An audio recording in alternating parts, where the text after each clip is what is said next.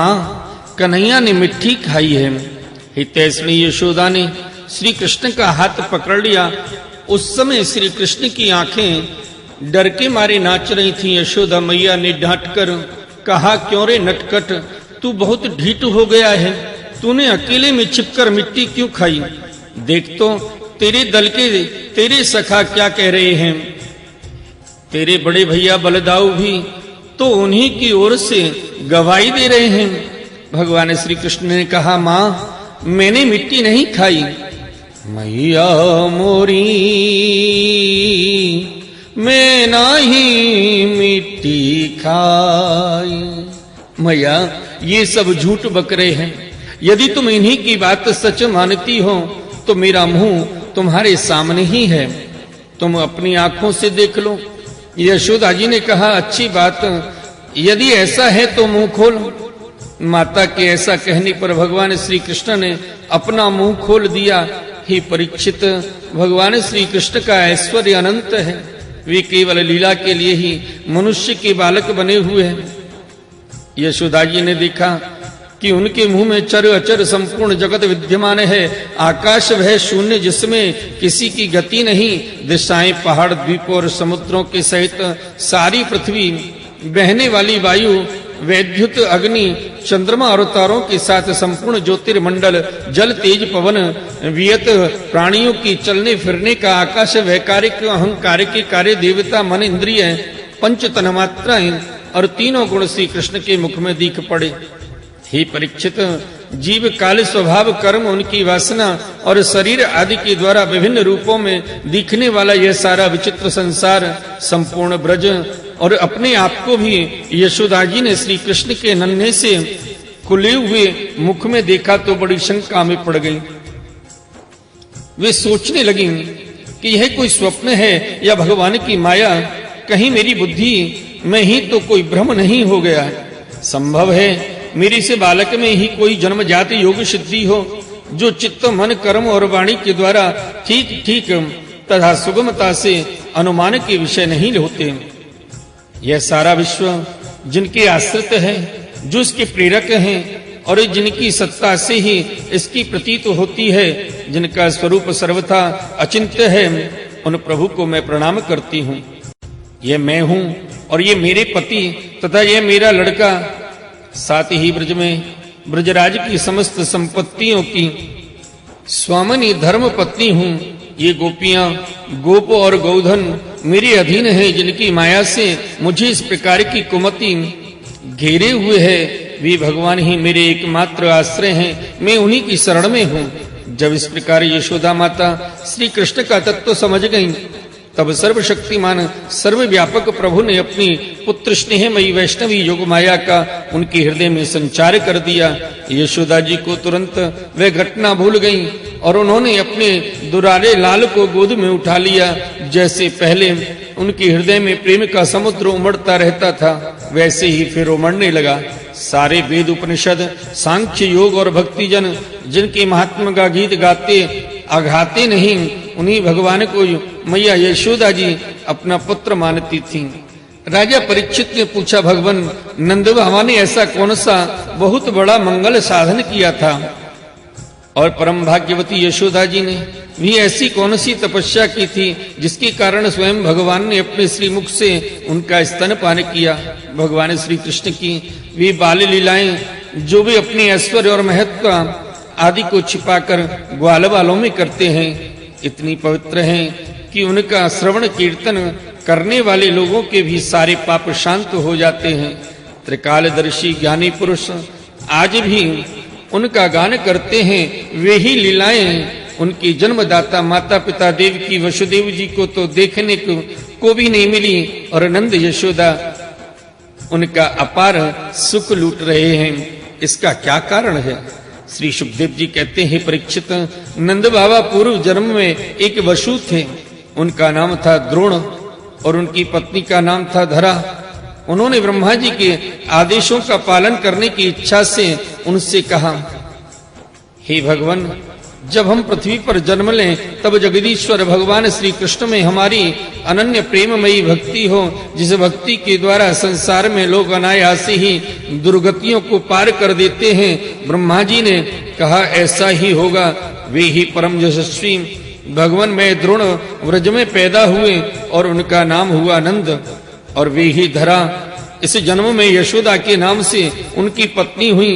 हे परीक्षित, जब इस जन्म में जन्म मृत्यु के चक्र से छुड़ाने वाले भगवान उनके पुत्र हुए और समस्त गोप गोपियों की अपेक्षा इन पति पत्नी नंद और यशोदा का उनके प्रति अत्यंत प्रेम हुआ।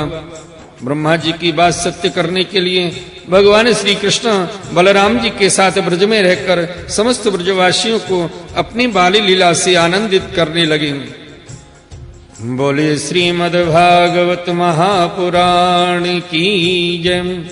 आइए भक्त वृंदो, श्रीमद्भागवत महापुराण के 10वें स्कंद में 9वें अध्याय भगवान श्री कृष्ण का उखल से बांधा जाना प्रसंग श्रवण करते हैं। श्री सुखदेव जी कहते हैं, परीक्षित, एक समय की बात है, नंद रानी यशोदा जी ने घर की दासियों को तो दूसरे कामों में लगा दिया और स्वयं अपने लाला को मक्खन खिलाने के लिए दही मथने लगी। मैंने तुमसे अब तक भगवान की जिन जिन बाल लीलाओं का वर्णन किया है, दधि मंथन के समय वे उन सबका स्मरण करती और गाती भी जाती। वे अपने स्थूल कट भाग में सूत से बांधकर रेशमी लहंगा पहने हुए थी। उनके स्तनों से पुत्र स्नेह की अधिकता से दूध चूता रहता था और वे कांपे भी रहे थे। नेति खींचते रहने से बाहें कुछ थक गई थीं। हाथों के कंगन और कानों के कर्ण फूल हिल रहे थे। मुंह पर पसीने की बूंदें छलक रही थीं। चोटी में गुथे हुए मालती के सुंदर पुष्प गिरते जा रहे थे। सुंदर बाहों वाली यशोदा इस प्रकार दही मथ रही थी। उसी समय भगवान श्री कृष्ण स्तन पीने के लिए दही मथती हुई अपनी माता के पास आए। उन्होंने अपनी माता के हृदय में प्रेम और आनंद को और भी बढ़ाते हुए दही की मथानी पकड़ ली तथा उन्हें मथने से रोक दिया। भगवान श्री कृष्ण मैया यशोदा की गोद में चढ़ गए। वात्सल्य स्नेह की अधिकता से उनकी स्तनों से दूध तो स्वयं झर ही रहा था। वे उन्हें पिलाने लगी और मंद मंद मुस्कान से युक्त उनका मुख देखने लगी। इतने में ही दूसरी ओर अंगीठी पर रखे हुए दूध में उफान आया। उसे देखकर मैया यशोदा उन्हें अतृप्त ही छोड़कर जल्दी से दूध उतारने के लिए चली गई। इससे श्री कृष्ण को कुछ क्रोध आ गया। उनके लाल लाल होठ फड़कने लगे। उन्हें दांतों से दबाकर भगवान श्री कृष्ण ने पास से ही पड़े हुए लोढ़े से दही का मटका फोड़ डाला। बनावटी आंसू आंखों में भर लिए और दूसरे घर में जाकर अकेले में बासी माखन खाने लगे। यशोदा जी औटे हुए दूध को उतारकर फिर मथने के घर में चली आईं। वहां देखती हैं तो दही का मटका कमोरा टुकड़े टुकड़े हो गया है। वे समझ गईं कि यह सब मेरे लाला की ही करतूत है। साथ ही उन्हें वहां ना देखकर यशोदा मैया हंसने लगी। इधर उधर ढूंढने पर पता चला कि श्री कृष्ण एक उल्टे हुए उखल पर खड़े हैं और छीके पर का माखन ले लेकर बंदरों को खूब लुटा रहे हैं। उन्हें यह भी डर है कि कहीं मेरी चोरी खुल ना जाए, इसलिए चौकन्ने होकर चारों ओर ताकते जाते हैं। यह देखकर यशोदा रानी पीछे से धीरे धीरे उनके पास पहुंची। जब श्री कृष्ण ने देखा कि मेरी माँ हाथ में छड़ी लिए मेरी ही ओर आ रही है, तब झट से ओखली पर से कूद पड़े और डरे हुए की भांति भागे। हे परीक्षित, बड़े बड़े योगी तपस्या के द्वारा अपने मन को अत्यंत सूक्ष्म और शुद्ध बनाकर भी जिनमें प्रवेश नहीं करा पाते।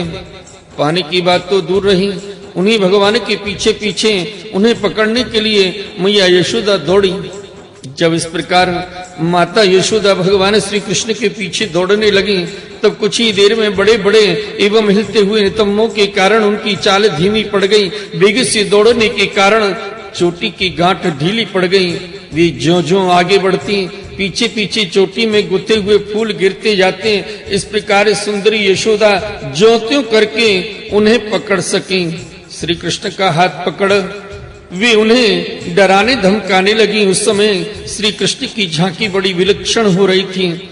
अपराध तो किया ही था, इसलिए रुलाई रोकने पर भी न रुकती थी। हाथों से आंखें मल रहे थे, इसलिए मुंह पर काजल की शाई फैल गई थी। पिटने के भय से आंखें ऊपर की ओर उठ गई थीं, उनसे व्याकुलता सूचित हो रही थी। जब यशोदा जी ने देखा कि लल्ला बहुत डर गया है, तब उनके हृदय में वात्सल्य स्नेह उमड़ आया। उन्होंने छड़ी फेंक दी। इसके बाद सोचा कि इसको एक बार रस्सी से बांध देना चाहिए, नहीं तो यह कहीं भाग जाएगा।